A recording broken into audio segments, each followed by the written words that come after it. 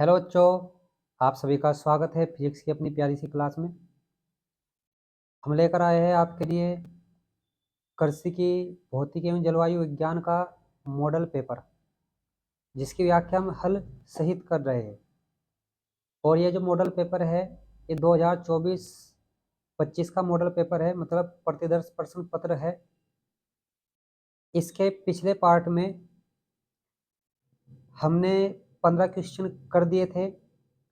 आज हम क्वेश्चन शुरुआत करेंगे वो क्वेश्चन नंबर 16 से करेंगे। लेकिन उससे पहले सभी बच्चों से एक निवेदन है कि वह इस वीडियो को लाइक कर दे, शेयर कर दे और चैनल को सब्सक्राइब कर दे। ठीक है, तो चलिए आपका समय व्यर्थ न करते हुए क्वेश्चन नंबर 16 की शुरुआत करते हैं। तो देखिए, ये क्वेश्चन नंबर 16 है। ठीक है, अब क्वेश्चन नंबर 16 इसमें कहा है कि संपोषी एवं विनाशी वैतीकरण से क्या तात्पर्य है, यह किन दशाओं में होता है। ठीक है, अब सबसे पहली बात, आपको वैतीकरण पता होना चाहिए कि वैतीकरण क्या होता है। ठीक है, अब वैतीकरण क्या होता है कि जब भी दो तरंगे जो समान आवृत्ति की होती है किसी एक माध्यम में एक ही दिशा में चलती है, तो उनके अध्यारोपण से माध्यम के कुछ बिंदुओं पर परिणामी तीव्रता अलग अलग तरंगों की तीव्रताओं के योग से भिन्न होती है, और यह घटना ही कहलाती है वैतीकरण। ठीक है, लेकिन हमें बात किसी करनी है संपोषी और विनाशी वैतीकरण की। ये वैतीकरण के दो भाग होते हैं, संपोषी और विनाशी। अब सबसे पहले हम बात करेंगे किसकी, संपोषी वैतीकरण की। और संपोषी वैतीकरण करा के समझ में आ गया तो विनाशी भी ऑटोमेटिक समझ में आ जाएगा। चलिए देखते हैं वैतीकरण की वह घटना, यह कह सकते हैं कि वैतीकरण की घटना में माध्यम के जिन बिंदुओं पर परिणामी तीव्रता ठीक अधिकतम होती है, यानी कि माध्यम के जिन बिंदुओं पर जो परिणामी तीव्रता है वो कैसी होगी, अधिकतम। अधिकतम का मतलब जो हम बात कर रहे हैं अलग अलग तरंगों की तीव्रता होगी, उन दोनों के योग से अधिक होगी, तो उन बिंदुओं पर कहलाएगी, मतलब जो उन बिंदुओं पर होने वाला व्यतिकरण होगा वो होगा संपोषी व्यतिकरण। ठीक है, दोबारा समझ लीजिए कि व्यतिकरण की घटना में माध्यम के जिन बिंदुओं पर तीव्रता या परिणामी तीव्रता अधिकतम होती है उन बिंदुओं पर व्यतिकरण संपोषी व्यतिकरण कहलाता है। ठीक है, अब प्रश्न में पूछा क्या है कि यह किन दशाओं में होता है। तो सबसे पहले आपको ध्यान रखना है कि जब कलांतर कितना हो, 0 हो, पाई हो, ठीक है, कितना, 2 पाई, 4 पाई हो, 6 पाई हो, डॉट डॉट। जब कलांतर इतना होगा तब उन बिंदुओं पर जो व्यतिकरण होगा वो संपोषी व्यतिकरण होगा। मतलब इस सूत्र को ऐसे न लिख के हम डायरेक्ट लिख रहे हैं ये कि पाई जो होना चाहिए वो 2m पाई होना चाहिए। m की वैल्यू 0 1 2 3 कुछ भी हो सकती है। पथांतर सूत्र क्या होता है, delta x equal to lambda upon 2 pi into phi. Phi क्या होता है, कलांतर। तो जब इसमें वैल्यू रखेंगे हम ये वाली यहाँ पर, तो ये बन जाएगा m लैम्डा। मतलब यहाँ से आपके पास जो डेल्टा एक्स की वैल्यू बनेगी वो कितनी बनेगी, 0 lambda 2 lambda 3 lambda dot dot. ठीक है, इतनी बात। परिणामी तीव्रता कितनी होनी चाहिए, under root I plus under root I two का होल स्क्वायर। परिणामी आयाम कितना होना चाहिए, a1 प्लस a2।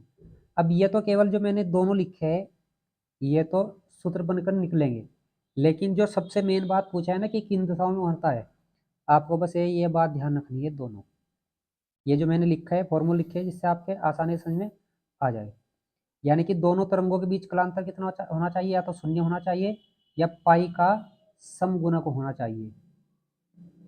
पथांतर कितना होना चाहिए, या तो शून्य हो या फिर लैम्डा का पूर्ण गुना हो। तो उन बिंदुओं पर क्या होगा, वैतीकरण संपोषी वैतीकरण होगा। ठीक है, अब हम बात करेंगे किसके बारे में, विनाशी वैतीकरण के बारे में। विनाशी वैतीकरण। अब विनाशी वैतीकरण मैंने ये इसलिए लिखा है कि जिससे टाइम बच जाए। अब चूंकि मैं इसमें लिखूंगा कम, आपको समझाऊंगा थोड़ा ज़्यादा। देखिए विनाशी वैतीकरण क्या होगा कि वैतीकरण की घटना में माध्यम के जिन बिंदुओं पर तीव्रता न्यूनतम होती है, यानी कि तीव्रता कैसी होगी, न्यूनतम। ठीक है, उन बिंदुओं पर वैतीकरण संपोषी वैतीकरण कहलाता है। यानी कि उन बिंदुओं पर जो वैतीकरण होगा वो कैसा होगा, संपोषी वैतीकरण। ठीक है बात। दूसरी बात, जब इसकी दशाओं के बारे में बात करेंगे तो वही पहली बात कि अगर हम इसके बारे में कलांतर लिखें तो इसका जो कलांतर का फॉर्मूला होता है वो होता है फाइव बराबर 2m-1 इंटू पाई। ठीक है, पाई बराबर 2m-1 इंटू पाई। पथांतर निकालेंगे हम, तो पथांतर क्या होगा, पथांतर होगा delta x equal to 2m-1, भाई जैसे आपका फॉर्मूला है, तो पाई की वैल्यू मैंने रख दी 2m pi into lambda upon 2 पाई। तो पाई से पाई कट, यानी कि आपके पास बन चुका है 2m-1 into lambda by 2।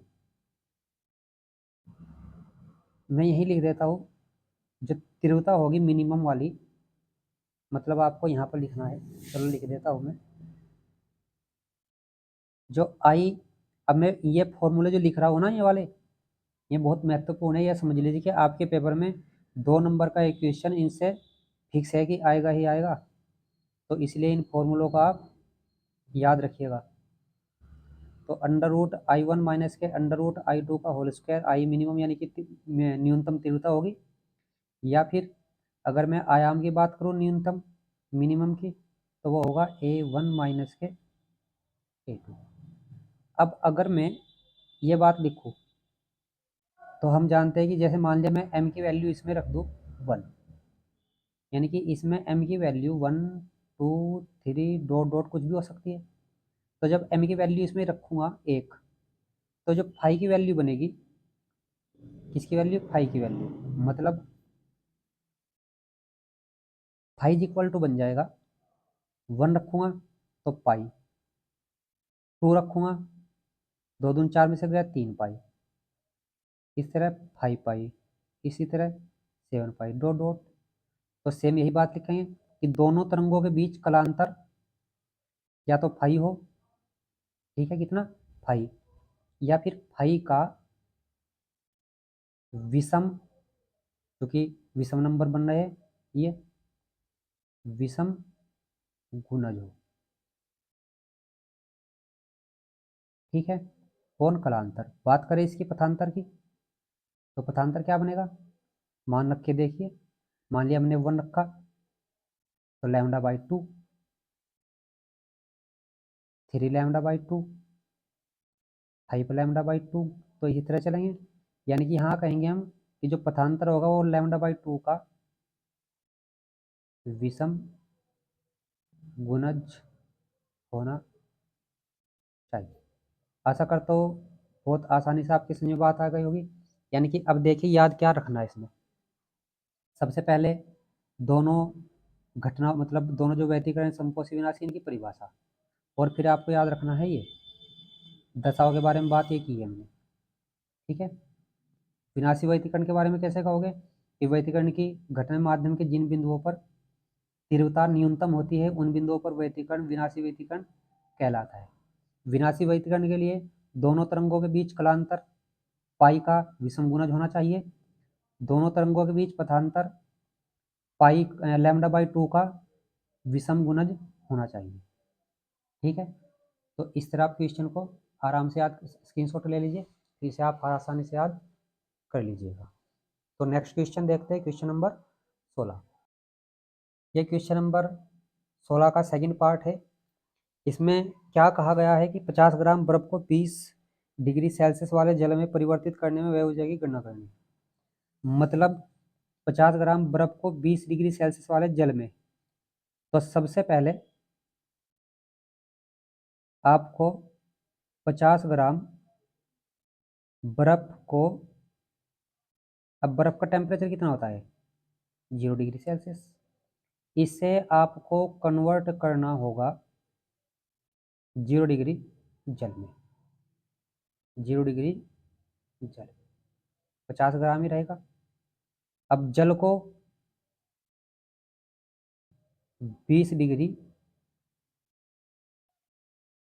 Celsius जल में कन्वर्ट करोगे, ठीक।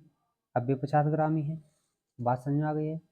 बस यहाँ एक बात ध्यान रखना है, अगर टेम्परेचर समान हो तो गुप्त ऊष्मा निकाली जाएगी, यानी कि बर्फ से 0 डिग्री, बर्फ से 0 डिग्री जल बनाने के लिए जो ऊष्मा यूज होगी Q1, वो होगी ml यूज। L मतलब इस बर्फ की गुप्त ऊष्मा, और इसमें जो Q2 यूज हो गया, चूंकि टेम्परेचर चेंज हो रहा है, तो इसमें होगी MC डेल्टा T, ठीक है।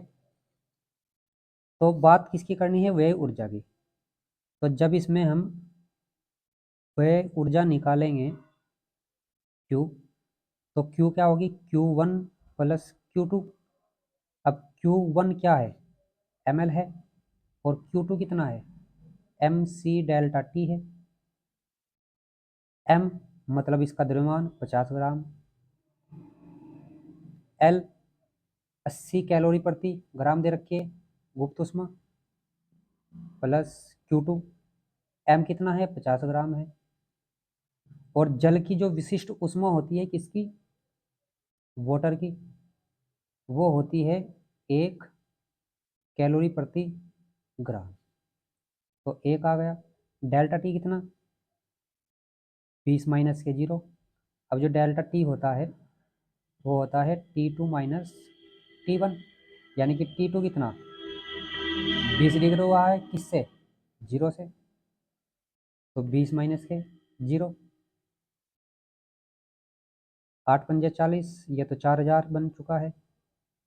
ये 20, 1 की गुना 50 में करेंगे 50 ही रहेगा, तो आपके पास बना है 4000 प्लस के 5 दून 10, यानी कि 1000। तो टोटल जो वैल्यू बनी है वो बनी है 5000 कैलोरी, ठीक है। तो इस तरह के क्वेश्चन को आप बहुत आसानी से कर लेंगे, जो भी आपका न्यूमेरिकल टाइप क्वेश्चन होगा, ठीक है। तो नेक्स्ट क्वेश्चन देखते हैं। क्वेश्चन नंबर 17 आपके पास ये रहा। क्वेश्चन नंबर 17 में आर्टिकल है। आर्टिकल में क्या कहा है कि दिखाइए कि पृथ्वी के निकट परिक्रमा कर रहे किसी उपग्रह का पलायन वेग पिंड के द्रव्यमान पर निर्भर नहीं करता, ठीक है। तो बहुत आसान क्वेश्चन है, चलिए करते हैं। बस ये ध्यान रखिएगा, क्वेश्चन में जो हिंदी होती है, मतलब इसके बारे में जो लिखा जाता है वो आपको खुद लिखना होगा, मैं आपको समझाऊंगा। ये पृथ्वी है, हम जानते हैं कि पृथ्वी तल पर जो स्थितिज ऊर्जा होती है, पोटेंशियल एनर्जी यू, वो होती है माइनस के GMEM अपॉन RE। RE क्या है, पृथ्वी की त्रिज्या है। ME क्या है, पृथ्वी का द्रव्यमान है। M क्या है, किसी वस्तु का द्रव्यमान है, यानी कि इस वस्तु की पृथ्वी तल पर जो स्थितिज ऊर्जा होगी वो माइनस के GMEM अपॉन RE होगी, पहली बात। दूसरी बात, अगर मैं इस वस्तु को पृथ्वी तल से ऊर्ध्वाधर किसी भी वेग से फेंक दूं और वह जो वस्तु है लौट कर पृथ्वी तल पर कभी वापस न आए, मतलब पृथ्वी के गुरुत्व क्षेत्र से बाहर निकल जाए, तो जो वेग होगा वो वेग कहलाएगा पलायन वेग। और उस वस्तु को पलायन वेग देने के लिए जितनी भी ऊर्जा दी जाएगी वो होगी पलायन ऊर्जा। बात समझ में आ गई? अब सुनिएगा बात ध्यान से। हमने मान लिया कि माना पृथ्वी का द्रव्यमान कितना है m e और त्रिज्या r e। माना पृथ्वी का, ठीक है, पृथ्वी का द्रव्यमान कितना हुआ m e, त्रिज्या कितनी हुई r e। तब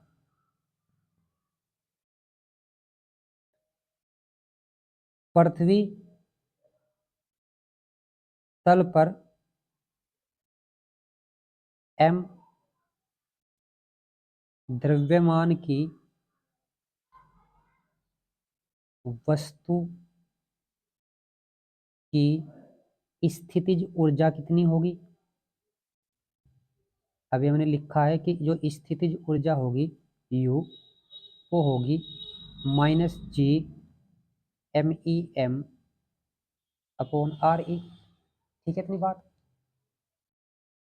अब यदि इस वस्तु को मुझे कहाँ पहुँचाना है, अनंत पे पहुँचाना है, तो अनंत पे जो स्थितिज ऊर्जा होती है वो होती है 0। मतलब इस ऊर्जा का मैंने 0 बनाना है, तो 0 बनाने के लिए इस ऊर्जा में इतनी ही जोड़नी पड़ेगी। मतलब अनंत पे भेजने का मतलब क्या है कि इन्फिनिटी पे जो इसकी ऊर्जा होगी कितनी होगी 0 होगी। अब इस ऊर्जा को इतनी ही प्लस में जोड़ दूँ तो यह U क्या बन जाएगी 0, मतलब अनंत पर चली जाएगी।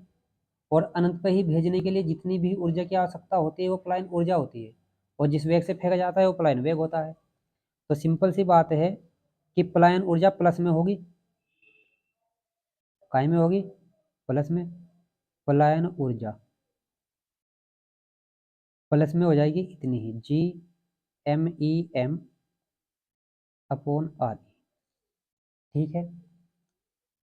अब पलायन ऊर्जा यानी कि यहाँ से यहाँ तक भेजने के लिए वेग देना पड़ेगा, तो मैं किसी भी वस्तु को इतना वेग दे दूँ कि उसकी जो ऊर्जा है वो इस ऊर्जा के बराबर हो जाए। यदि वस्तु को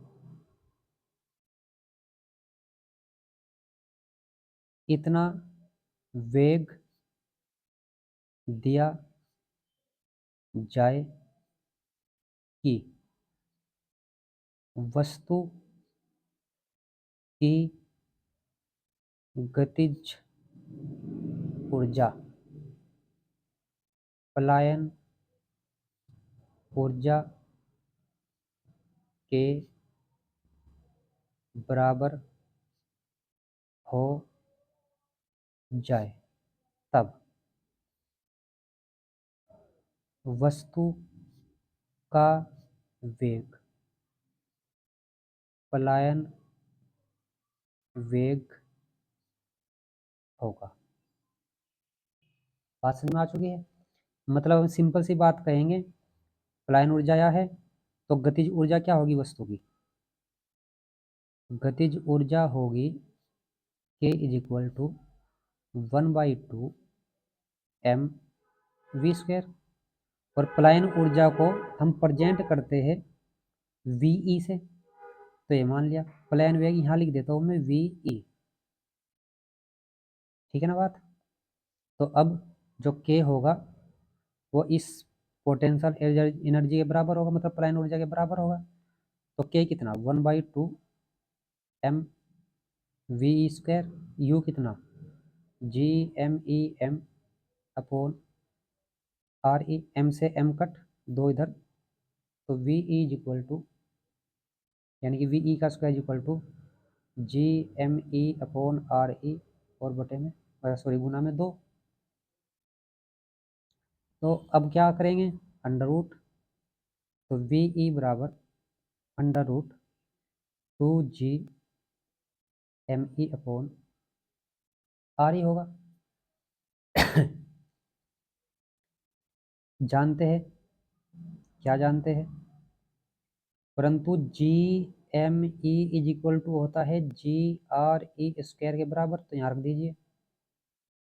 तो VE is equal to under root 2GRE² upon RE। RE से RE कट, तो VE बराबर बन जाएगा 2GRE। ठीक है, ये इसका सूत्र बन चुका है। चूंकि सूत्र में M नहीं है, M का मतलब वस्तु का द्रव्यमान नहीं है, अतः पलायन वेग पिंड के द्रव्यमान पर निर्भर नहीं करता है। ठीक है, तो ये आपका आर्टिकल पूरा हो चुका है। मैंने कोशिश की है कि आपको आसानी से समझ में आ जाए और हिंदी भी कम हो, तो हमने पूरी हिंदी इसकी लिख दी है। ठीक है, नेक्स्ट क्वेश्चन देखते हैं। अब ये क्वेश्चन नंबर 17 का सेकंड पार्ट है कि एक ही पदार्थ के बने एवं समान लंबाइयों के दो चालक तारों की त्रिज्याएं क्रम से R1 तथा R2 है, तो उनके प्रतिरोधों का अनुपात ज्ञात कीजिए। अब आप एक बात जानते हैं कि जो सूत्र होता है प्रतिरोध का वो होता है R बराबर रो इंटू L अपॉन ए। ए क्या होता है? ए होता है तार का परिच्छेद अक्षेत्रफल, तो हो जाएगा R बराबर rho into L upon pi R square. बात समझ में आ रही है?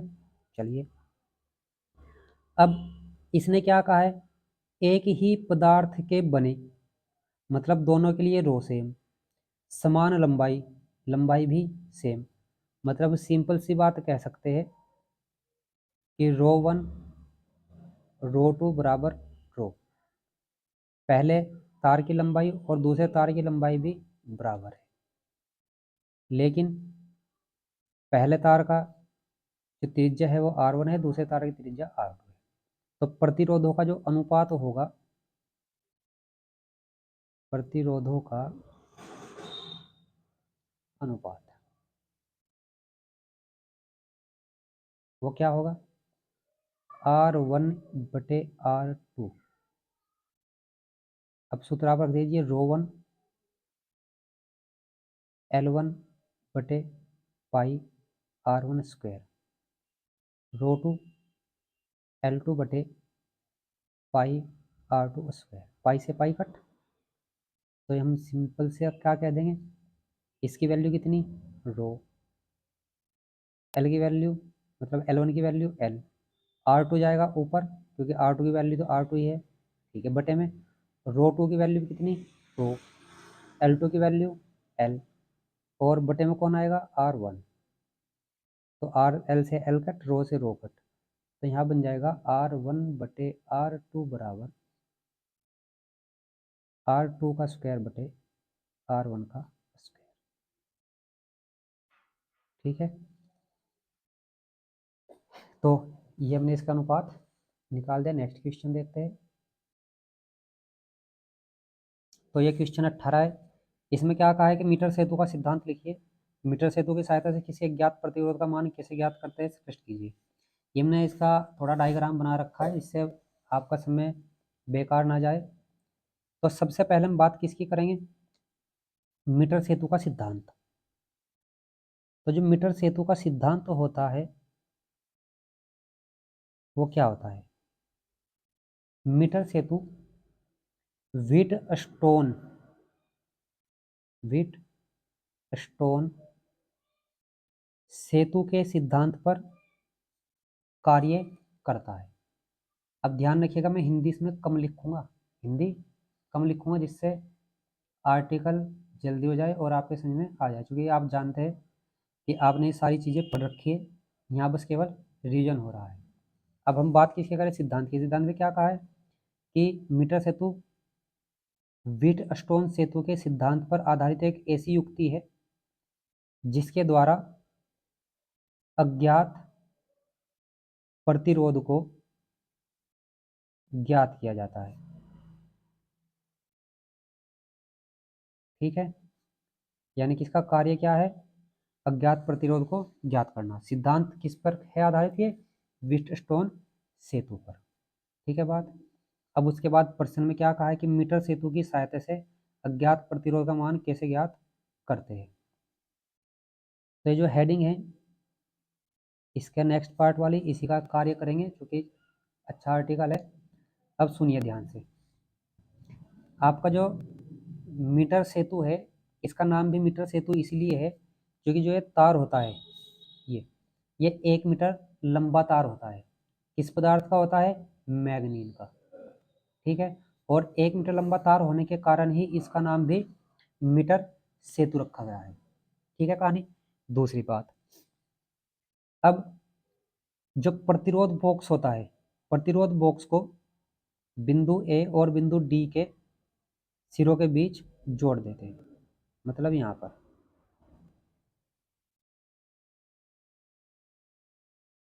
ये जोड़ दिया। और जिस भी प्रतिरोध को आपको ज्ञात करना होता है, यानी कि जिस प्रतिरोध का मान निकालना होता है, उसे बिंदु सी और बिंदु डी के बीच में जोड़ देते हैं, यानी कि इसके और इसके बीच में।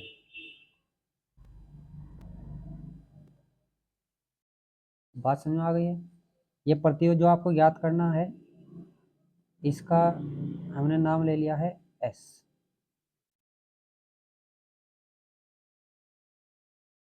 इसके बिंदु ए, यानी कि ये बिंदु क्या है? बिंदु ए है और ये बिंदु सी है।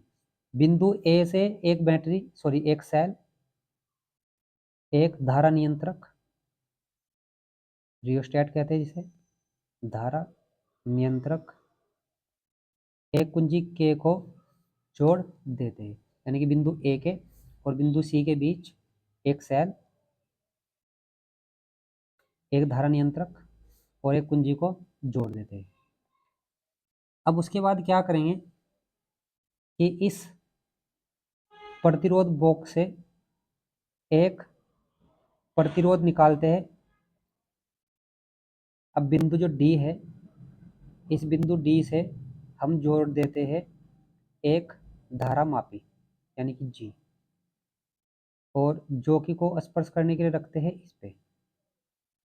अब बात को थोड़ा ध्यान से सुनिएगा पूरा। सबसे पहली बात की कि मीटर सेतु व्हीटस्टोन सेतु के सिद्धांत पर कार्य करता है, इसके द्वारा अज्ञात प्रतिरोध को ज्ञात किया जाता है। दूसरी बात, जिस भी प्रतिरोध को ज्ञात करना होता है उसे मीटर सेतु के बिंदु डी और बिंदु सी के बीच जोड़ देते हैं, तथा प्रतिरोध बॉक्स को बिंदु ए और बिंदु डी के बीच जोड़ देते हैं।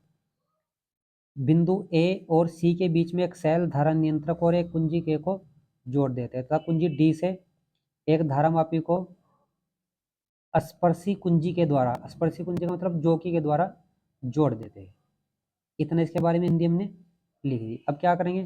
प्रतिरोध बॉक्स से एक प्रतिरोध निकालते हैं तथा कुंजी के को बंद करते हैं। अब कुंजी के को बंद करने के बाद इस धारा, मतलब इस जोकी को बिंदु तार ए बी, तार ए सी पर बिंदु बी पर स्पर्श कराते हैं। यानी कि अब क्या किया हमने कि कुंजी के को बंद करके जोकी जे को बिंदु ए और बिंदु सी, मतलब तार ए सी के बिंदु बी पर स्पर्श कराते हैं। अब ये जो बिंदु बी है, इस तार ए सी को दो भागों में बांट देता है, एक ए बी और एक बी सी। ये तार जो भाग ए बी है, ये प्रतिरोध पी का कार्य करता है, और ये जो भाग है प्रतिरोध आर का कार्य करता है, सॉरी पी क्यू, क्यू का। यानी कि इसका प्रतिरोध कितना है? पी, और इसका प्रतिरोध है क्यू। अब बात सुनिए ध्यान से। नेक्स्ट, इस बिंदु पर, यानी कि जोकी को इस तार एसी पर स्पर्श कराते हैं, और इस तरह स्पर्श कराते हैं, यानी कि स्पर्श कराते हैं इस तार पर कहीं भी ले जाते हैं जिस भी बिंदु पर इस धारा मापी में विक्षेप शून्य होगा, वो बिंदु ही कहलाएगा शून्य विक्षेप बिंदु। यानी कि इस पूरे तार पर स्पर्श कराएंगे जोकी को, और जिस बिंदु पर इस धारा मापी में विक्षेप शून्य होगा तो उस बिंदु को कहेंगे क्या? शून्य विक्षेप बिंदु। और शून्य विक्षेप बिंदु के लिए इस तार की जो लंबाई है, मतलब ए बी भाग की लंबाई एल मान ली। अब टोटल 1 मीटर मतलब 100 सेंटीमीटर है, तो यह भाग हो जाएगा 100 - L। ठीक है कहानी। चलिए, अब सबसे पहले इस तार का जो प्रतिरोध होगा, यानी कि तार AB या भाग AB का प्रतिरोध, इसका जो प्रतिरोध होगा P, आप जानते हैं सूत्र, रो इंटू L अपॉन अक्षेत्रफल। अक्षेत्रफल क्या मान लिया हमने, A मान लिया। तार BC का प्रतिरोध, तार BC का जो प्रतिरोध होगा Q, वो क्या होगा, रो इंटू लंबाई कितनी है 100 माइनस L है, और क्षेत्रफल कितना मान लिया इसका, A। मतलब यहाँ पर, यहाँ रो तार का विशिष्ट प्रतिरोध है तथा A परिच्छेद अक्षेत्रफल है। ठीक है कहानी। अब नेक्स्ट कार्य क्या करेंगे, इस P को और Q को भाग दे दीजिए। तो P बटे Q जब हम निकालेंगे तो क्या बनेगा, rho into L upon A, और यहाँ से क्या बनेगा, rho into 100 minus L upon A। Rho से रो कट, A से कट, मतलब आपके पास L अपॉन 100 माइनस L, ये समीकरण फर्स्ट। व्हीट स्टोन सेतु सिद्धांत पर कार्य करता है, तो व्हीट स्टोन सेतु, व्हीट स्टोन सेतु क्या होता है, P बटे Q R बटे S, ये तो होता है। तो यहाँ से P बटे Q इसके बराबर है, और P बटे Q R बटे S के बराबर भी है। तो समीकरण फर्स्ट व सेकंड से क्या होगा, R बटे S बराबर L बटे 100 माइनस L। ठीक है, अब यहाँ से आपके पास S इधर और ये सब इधर, तो S बराबर बन जाएगा 100 माइनस L अपॉन L और इंटू R। ठीक है, तो आशा करता हूँ ये बात आपके समझ में आ गई होगी। अब यहाँ आप R क्या होगा, यहाँ R प्रतिरोध बॉक्स से, प्रतिरोध बॉक्स से निकाला गया प्रतिरोध। ठीक है, तो मैंने आपके 18 क्वेश्चन करा दिए हैं, लगभग इसमें 10 क्वेश्चन बचे हैं, क्योंकि क्वेश्चन अब विस्तृत उत्तरीय प्रश्न है, मतलब हर एक क्वेश्चन 10-10, 12-12, 15-15 मिनट का हो सकता है, और आपको समझाने में भी लगभग इतना समय लग जाएगा। तो इसका जो थर्ड पार्ट हम शुरू करेंगे वो नेक्स्ट वीडियो में शुरू करेंगे, लेकिन थर्ड पार्ट को शुरू करने से पहले आपको एक बात ध्यान रखनी है, क्योंकि बच्चे वीडियो बहुत देख रहे हैं, शायद उन्हें इससे फ़ायदा भी हो रहा है, लेकिन वो वीडियो को ना तो लाइक कर रहे हैं, ना ही शेयर कर रहे हैं, और ना ही चैनल को सब्सक्राइब कर रहे हैं। तो सभी से रिक्वेस्ट है कि चैनल को लाइक कर दे, सॉरी वीडियो को लाइक कर दे, शेयर कर दे, और चैनल को सब्सक्राइब भी कर दे, जिससे मैं इसका नेक्स्ट पार्ट बना सकूं। ये ध्यान रखिएगा कि मुझे लगा कि आपने वीडियो को अच्छे से देखा है, कमेंट अच्छे किए हैं, और वीडियो को लाइक शेयर भी किया है, तो मैं समझूंगा कि आपके लिए फ़ायदेमंद है, और मैं इसका नेक्स्ट पार्ट भी बनाऊंगा। अगर मुझे ऐसा नहीं फील हुआ तो मैं इसका नेक्स्ट पार्ट नहीं बना पाऊंगा, उसके लिए मैं पहले ही आपसे क्षमा मांगता हूँ। ठीक है, तो चलिए इस वीडियो को यहीं विराम देते हैं, थर्ड पार्ट में मिलते हैं। अगर बनाने की आवश्यकता पड़ी तब।